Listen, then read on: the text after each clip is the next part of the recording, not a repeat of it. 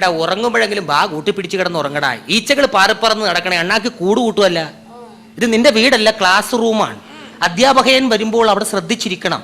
വരുമ്പോൾ ഒരു ബഹുമാനമായിട്ടെങ്കിലും നിനക്കൊന്ന് എഴുന്നേറ്റുകൂടെടാ. മതി മതി മതി, നീ എഴുന്നേറ്റ് വരുമ്പോൾ 4 മണിക്കുള്ള ബെല്ല് മുഴങ്ങും. നീ അവിടെ എവിടെയെങ്കിലും കിടക്ക്. 10-40 പേരുണ്ടായിരുന്ന ക്ലാസ് റൂമാണ്. പൂവിന്റെ ഇല കൊഴിയണ പോലെയാണ് ഓരോരുത്തർ കൊഴിഞ്ഞു കൊഴിഞ്ഞു പോണത്. ദേവന് ഒരു സാധനം ചന്തയാണെന്ന് പറഞ്ഞ് കയറണേ. ഞാനെന്ന് പറഞ്ഞൊരു അധ്യാപകൻ ഇവിടെ നിപ്പുണ്ട്. ഒന്നെങ്കിൽ എന്നോട് ചോദിക്കുക, മാഷ് ഞാൻ അകത്തേക്ക് വരട്ടെ, അല്ലെങ്കിൽ അകത്തേക്ക് കയറിക്കോട്ടെ എന്ന് ചോദിക്കാം. ഇനി എന്ത് കയറാനാണ്? മാക്സിമം കയറിയല്ലേ ഇരിക്കണത്. എവിടെയായിരുന്നു?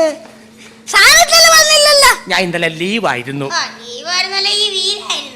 വെറുതെ ഇവിടെ അപ്പുറത്തും അധ്യാപകരൊക്കെ ഉള്ളതാണ്. ലീവായാലും ബീലായാലും സംഗതി ഞാൻ വന്നില്ല എന്ന് മാത്രം നീ മനസ്സിലാക്കിയാൽ മതി. മതി മതി, ചൂട് കൂടുതൽ ആറ്റണ്ട. എനിക്ക് ചൂട് എടുക്കുന്നുണ്ട്. പുതിയതാണെന്ന് അറിയിക്കാനായിരിക്കും. കൂടുതൽ തിരുമരുത്, കുറച്ച് നാളിട്ടുണ്ട് നടക്ക്. അപ്പൊ ആൾക്കാർ തിരുമിക്കോളും എടുത്ത്. അപ്പൊ നമുക്ക് കാര്യത്തിലേക്ക് കിടക്കാം. നീ ഇങ്ങോട്ട് നോക്കിയിരിക്കാതെ ഇങ്ങോട്ട് നോക്കിയിരിക്ക്. അപ്പൊ നമുക്ക് ഫസ്റ്റ് പഠിക്കേണ്ടത് ഇംഗ്ലീഷാണ്. ഇടടാ തൂങ്ങാതടാ. ഇതിലും ഭേദം നീ ഒരു മുഴം കയറ് മേടിച്ചിട്ട് പോയി തൂങ്ങടാ. പിന്നെ കൊല്ലണേന് തുല്യമല്ലേടാ ഇത്. എന്തുവാടാ ഇത്? നിന്നെയൊക്കെ പഠിപ്പിച്ച് പുച്ഛോ എന്റെ മുഖത്ത് നോക്കി? എന്തുവാടാ കിളിക്കണത്? ശ്രദ്ധിച്ചിരിക്കടാ. ആദ്യം വരുമ്പോ നമ്മൾ പഠിക്കേണ്ടത്, ഒരു അധ്യാപകൻ ക്ലാസ്സിൽ വരുമ്പോ കുട്ടികൾ എന്ത് പറയണം? എന്ത് പറയണം? Good night. അടിയന്തരം ഞാൻ ഫസ്റ്റ് പറയേണ്ടത്, ഒരാളെ കാണുമ്പോൾ ഗുഡ് മോർണിംഗ്, ഗുഡ് മോർണിംഗ്, എടാ ഗുഡ് മോർണിംഗ്, ഗുഡ് മോർണിംഗ്. ഇതെന്താ ഗുഡ് നൈറ്റ് പറയണത്? സാറ് ക്ലാസ്സിലേക്ക് വന്ന് ഞങ്ങൾ ഉറങ്ങും, സാറ് പിന്നെ ഗുഡ് നൈറ്റ് അല്ലാതെ എന്നാ പറയാനാ? അത് നമ്മൾ നിന്റെ ഉറക്കം കണ്ടാണ് ഞാൻ ഉറങ്ങാൻ പഠിച്ചത്. വീട്ടിൽ സ്വസ്ഥത ഇല്ലടേ, ഇവിടെ കിടന്നല്ലേ ഉറങ്ങാൻ പറ്റുള്ളൂ. അപ്പൊ നമുക്ക് ഗുഡ് മോർണിംഗ് അല്ല, ഗുഡ് മോർണിംഗ് വേണം പറയാൻ. ഗുഡ് നൈറ്റ് പറയേണ്ടത് എപ്പോഴാണ്? കൊതുക് വരുമ്പോൾ, മനസ്സിലാണ്ട? പിന്നെ ഉറങ്ങുമ്പോഴും. അപ്പൊ നമുക്ക് ആദ്യം പഠിക്കാൻ പോകുന്നത്, സാറാ ഇവിടെ ശ്രദ്ധിക്കടാ, ഇങ്ങോട്ട് നോക്കാതെ ഇങ്ങോട്ട് ശ്രദ്ധിക്കടാ. അതിനെയൊക്കെ ഞാൻ ശ്രദ്ധിക്കുന്നുണ്ട്. തിരി എള്ളെങ്കിൽ എന്തുവാ. അപ്പൊ നമുക്ക് കാര്യങ്ങളിലേക്ക്, പാഠത്തിലേക്ക് കിടക്കാം. നമുക്ക് ആ പാഠം അല്ലടാ, പാഠഭാഗത്തേക്ക് കിടക്കാം. നമുക്ക് വിത്ത് വെച്ച് തുടങ്ങാം. വിത്ത് എവിടെയാണ് നമ്മൾ കൂടുതൽ ഉപയോഗിക്കുന്നത്? സുനിൽ വിത്ത് ഷീല, ഷാരി വിത്ത് മധു എന്ന് പറഞ്ഞതുപോലെ വിത്ത് വെച്ച് ഉപയോഗിക്കാവുന്ന ഒരു വാചകം പറയൂ. നിന്നെ കുട്ടി 3 എണ്ണം ഉണ്ട്. ഇൻസ്പെക്ഷൻ വരേണ്ട ദിവസമാണെന്ന് കേൾക്കുന്നുണ്ടല്ല. അദ്ദേഹം ഇവിടെ വരുമ്പോൾ ക്ലാസ് റൂം ക്ലീൻ ആയിരിക്കണം, വൃത്തിയായിരിക്കണം. കൂടുതൽ എന്നെ പഠിപ്പിക്കുകയും ചെയ്യരുത്. ഇനി അക്ഷരത്തെറ്റ് പഠിപ്പിക്കാനാണ് ഞാൻ എന്നുള്ളൊരു മാഷ് ഇവിടെ ഉള്ളത്. എന്നെ മാഷാക്കരുത്. ഓക്കെ? തൂങ്ങാതടാ. ഇവിടെ ഒന്നുമില്ലല്ലേ, ഈ മുഖത്തേക്ക് നോക്കിയിരിക്കടാ, ഉറക്കം വരുവാടാ. അപ്പൊ ശ്രദ്ധിക്ക. ഫസ്റ്റ് തെറ്റുണ്ടെങ്കിൽ തിരുത്തുക. തെറ്റില്ലെങ്കിൽ നീ തിരുത്തണ്ട, വെറുതെ ഒന്ന് അടങ്ങി ഇരുന്ന് വന്നാ മതി. നീ കൂടുതൽ സംസാരിക്കണ്ട. നിന്നെ ഞാൻ പഠിപ്പിക്കാനാണ് ഞാൻ ഇവിടെ വന്നത്. നീ എന്നെ പഠിപ്പിക്കണ്ട. നിന്റെ അച്ഛനെ ഞാനും കൂടി ഒരുമിച്ച് പഠിച്ചാണ്, മനസ്സിലായ? പെരക്ക് തീ പിടിച്ചപ്പോ ഫയർഫോഴ്സിന് മിസ് കോൾ അടിച്ചവനല്ലേടാ നിന്റെ തന്ത. അവനാണ് എന്നെ വന്ന് ഭരിക്കാൻ നടക്കുന്നത്. കൊല്ലി ഞാൻ. പൂജപ്പുരയും കണ്ണൂർ എനിക്ക് സ്വന്തം വീട് പോലെയാണ് കേട്ടാ. തെറ്റുണ്ടെങ്കിൽ തിരുത്തുക. സെയിംപിച്ച് കളിക്കാതെടാ, അതിനൊക്കെ സമയമുണ്ട്. ഇംഗ്ലീഷ് ക്ലാസ് ഉണ്ട്, കെമിസ്ട്രി ഉണ്ട്, അവിടെ കളിച്ചാ പോരെ. തൊട്ട് കളിക്കാതെ അകന്നിരിക്കടാ. എന്തോ അവൻ അകന്നിരുന്നിട്ട് ഇത് അങ്ങോട്ട് ചെല്ലണേണ് കാലത്തിന്റെ പോക്ക്. ഞാൻ മണ്ടനാണ്, അല്ലെങ്കിൽ ഞാൻ കഴുതയാണ്. തെറ്റുണ്ടെങ്കിൽ തിരുത്തുക. വാചകത്തിൽ തെറ്റുണ്ടെങ്കിൽ തിരുത്തുക. ഞാൻ കഴുതയാണ്. ചെറിയൊരു തെറ്റില്ലടാ. ഞാൻ മരക്കഴുതയാണ് എന്നാക്കിക്കൂടെ? ഇങ്ങനെയാണ് ബുദ്ധിയൊക്കെ പഠിക്കണത്. ശ്രദ്ധിച്ചിരുന്നു വേണം പറയാൻ. ഓണമാണ് വരാൻ പോണത്. ഓണത്തെ കുറിച്ച് ഒരു 3 വാചകം പറഞ്ഞേ. ഇതിൽ അവസാനം പറഞ്ഞതാണ് നീ ഇപ്പൊ ചെയ്യേണ്ടത്. എന്റെ കൺമുന്നിൽ നിന്ന് പൊക്കോണം. നിന്നോട് വൃക്കട പടം വരക്കാൻ പറഞ്ഞിട്ട് നീ വരച്ച? നിന്റെ ഇക്കാട പടം വരക്കാനല്ല പറഞ്ഞത്, വൃക്കട പടം വരക്കാനാണ്. ഒരു 1/2 മണിക്കൂറെങ്കിലും ഉറങ്ങാതെ നിൽക്കട്ടെ. ഇത് എന്തോന്നാ രാത്രി പണി നിനക്ക്? ഇപ്പോഴേ ഉറക്കം തോന്നിക്കഴിഞ്ഞാൽ വലുതാവുമ്പോൾ നീ എന്തോന്ന് ചെയ്യും? ഇവിടെ ശ്രദ്ധിക്കടാ. അത് അവിടെ കിടന്ന് ഉറങ്ങുമ്പോൾ നീ അങ്ങോട്ട് നോക്കണ്ട, നീ ഇങ്ങോട്ട് നോക്കിയേച്ചാൽ മതി. നമുക്ക് കണക്ക് പഠിക്കാം. ഇന്ന് കണക്ക് അധ്യാപകൻ ലീവാ.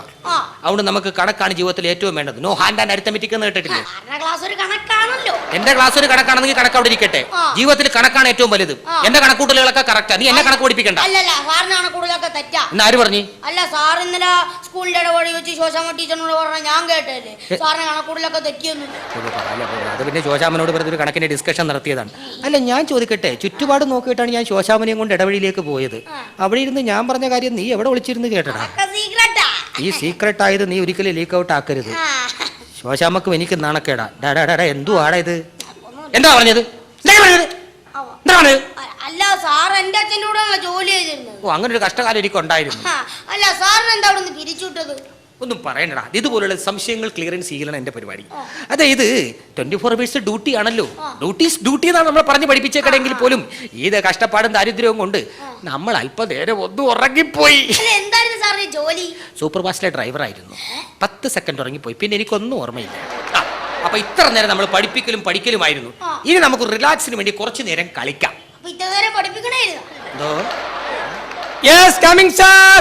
പിയൂൺ വരുന്നുണ്ട്.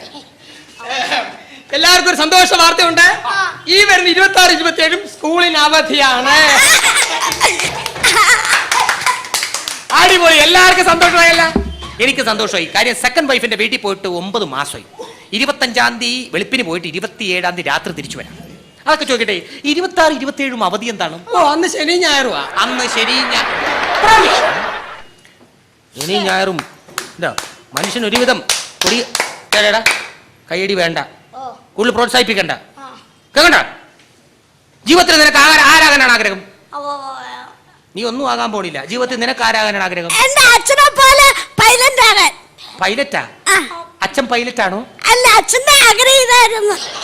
പൈലറ്റ് അല്ല, നീ പോക്ക് പോയ വയലറ്റ് ആവും കേട്ടാ.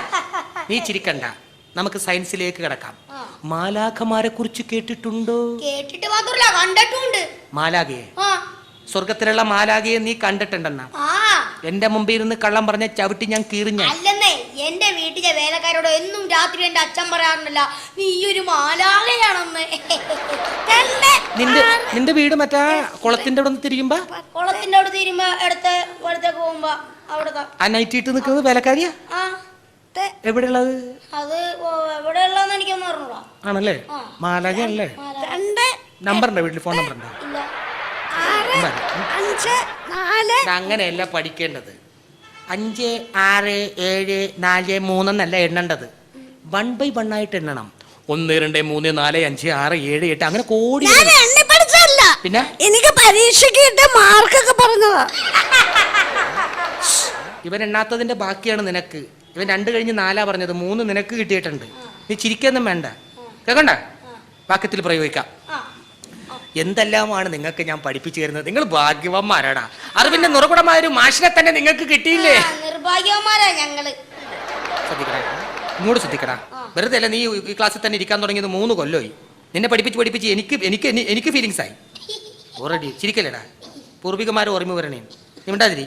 അപ്പൊ നമുക്ക് കാര്യത്തിൽ ചിരിക്കാതെടാ, കളിക്കാതെടാ. നമ്മൾ നീ ആരാ കള്ളിയും കാട്ടി ചിച്ചിയാ? വാക്യത്തിൽ പ്രയോഗിക്കാൻ പോണേണ്. ഞാൻ വാക്യത്തിൽ പ്രയോഗിക്കണേന് പറയും, ഞാൻ വാക്യത്തെടുത്ത് പ്രയോഗിക്കും. ഞാൻ പിന്നെ കുഞ്ഞുങ്ങളെ കൊന്നാലൊന്നും വലിയ ശിക്ഷ കിട്ടാൻ പോണില്ല. അപ്പൊ വാക്യത്തിൽ പ്രയോഗിക്കാൻ പോണു. കാട്ടാന. എന്റെ സാറേ, ഇത് വെച്ച് നീ ഒരു വാചകം പറഞ്ഞു. വാചകം പറയാനാ? രാത്രി 12 മണി ഞാൻ റോഡിലൂടെ നടന്നു പോകുമ്പോ 3-5 പേരെന്നെ കൊല്ലാൻ വരുന്നു. ഞാൻ എന്നാ കാട്ടാനാ? ഞാൻ നീ ഉദ്ദേശിച്ച പോലെ അല്ല. നീ ഈ പോക്ക് പോയാലും ഒരു 5-6 കൊല്ലവും കൂടി ഇവിടെ ഇരിക്കും. നമ്മൾ ഇത്ര നേരം പഠിച്ചതിൽ നിന്നും വ്യത്യസ്തമായ അടുത്ത ക്ലാസ്സിലേക്കാണ് നമ്മൾ പോകാൻ പോകുന്നത്. We are going to another സ്ഥലം, അടുത്ത സ്ഥലത്തേക്ക് പോകണേ കേട്ടോ. അപ്പൊ നമ്മൾ ഇനി പഠിക്കാൻ പോകുന്നത് ജനറൽ കോളേജിലെ ഇത് ജനറൽ നോളജ്. എനിക്കറിയാം, ഞാൻ കുറെ നേരം നിരങ്ങിയിട്ടാണ് ഇങ്ങനെ ആയത്. നിനക്കൊക്കെ ഓർമ്മയുണ്ടാകാൻ വേണ്ടി ഒന്ന് തെറ്റിച്ചെന്ന് മാത്രമേ ഉള്ളൂ. ജനറൽ, ഇപ്പൊ നീ എന്താ പറഞ്ഞത്? General knowledge. ആ സ്ഥലത്തേക്ക് നമ്മൾ പോകാൻ പോണേ. എന്ത്? എടാ, എന്നെ പഠിപ്പിക്കണമെന്ന്. എന്താണ് പറഞ്ഞത്? General knowledge. അത് നിനക്ക് വേണ്ടിയിട്ടാണ് വീണ്ടും വീണ്ടും പറയിപ്പിക്കണത്. എന്താണത്? General knowledge. അതിലേക്ക് മനസ്സിലാകണ്ടേ ഇപ്പ? എന്താണ് ജനറലി പറഞ്ഞതും എല്ലാം കണക്കാ. എനിക്ക് കൂട്ടായി. ചിരിക്കണ്ട, നമുക്ക് കാര്യങ്ങളിലേക്ക് കിടക്കാം. പ്രസവിക്കുകയും പാലൂട്ടുകയും ചെയ്യുന്ന ഒരു ജന്തുവിന്റെ പേര് പറയാമോ? അതെ, ഞങ്ങളുടെ മാമി. നിങ്ങളുടെ മാമി. മാമി എങ്ങനെയാടാ ജന്തു ആകണത്? സിന്ധുവിനെ പ്രസവിച്ച മാമിയാ. മാമി എന്നാ പാലും കൊടുക്കുന്നത്. നിന്നൊക്കെ ആരാടാ പഠിപ്പിക്കണത്? സാറ്. ചിരിക്കണ്ട, നിന്നോട് വേറൊരു ക്വസ്റ്റ്യൻ ആണ്. വിഷ്ണുവിനെ കേട്ടിട്ടുണ്ടോ? വിഷ്ണു തങ്കപ്പന്റെ മോൻ. ആ വിഷ്ണു അല്ല, മഹാവിഷ്ണുവിന്റെ കയ്യിൽ ഒരു ചക്രമുണ്ട്. ശത്രുക്കളെ നിഗ്രഹിക്കാൻ വേണ്ടിയിട്ടുള്ള ഒരു ആയുധമാണ്. മഹാവിഷ്ണുവിന്റെ ഈ കൈ വിരലിൽ കിടന്ന് ഇങ്ങനെ കറങ്ങുന്ന ആ ആയുധത്തിന്റെ പേരെന്താണെന്ന് പറയാമോ? CD player. CD ഡിസ്കാ? ശരിക്കത് CD ഡിസ്ക് ആണ്. എന്തെങ്കിലും ആട്ടെ. ഇനി അടുത്ത ക്വസ്റ്റ്യൻ. പ്രസവിക്കുകയും മുട്ടയിടുകയും ചെയ്യുന്ന ഒരു ജീവിയുടെ പേര് പറയൂ. പ്രസവിക്കുകയും മുട്ടയിടുകയും ചെയ്യുന്ന ഒരു ജീവിയുടെ പേര് പറയൂ. ഏലിയാമ്മ ടീച്ചർ. ഏ? ഏലിയാമ്മ ടീച്ചർ. പ്രസവിക്കുകയും മുട്ടയിടുകയും ചെയ്യുന്ന ജീവി ഏലിയാമ്മ ടീച്ചറാ. ഏലിയാമ്മ ടീച്ചർ എങ്ങനെയാണ് പ്രസവിക്കുകയും മുട്ടയിടുകയും ചെയ്യുന്നത്? ഞങ്ങളെ പരീക്ഷയ്ക്ക് ഏലിയാമ്മ ടീച്ചർ എപ്പോഴും മുട്ട വരും. മാത്രമല്ല കൊല്ലം കൊല്ലം പ്രസവിക്കുകയും ചെയ്യും. നിന്നൊക്കെ ഏത് മരക്കഴുതിയാടാ പഠിപ്പിക്കണത്? സാറേ ബാബു വരുന്നു. എവിടെ എവിടെ എവിടെ എവിടെ എവിടെ? ദേവന്നെ. നിന്നെ ഞാൻ കാണാനിരിക്കുകയായിരുന്നു. ലീവ് കൊടുത്ത് നടന്ന് മതി മതി മതി മതി മതി. നീ കഥ എഴുതി നടക്കണല്ലേ?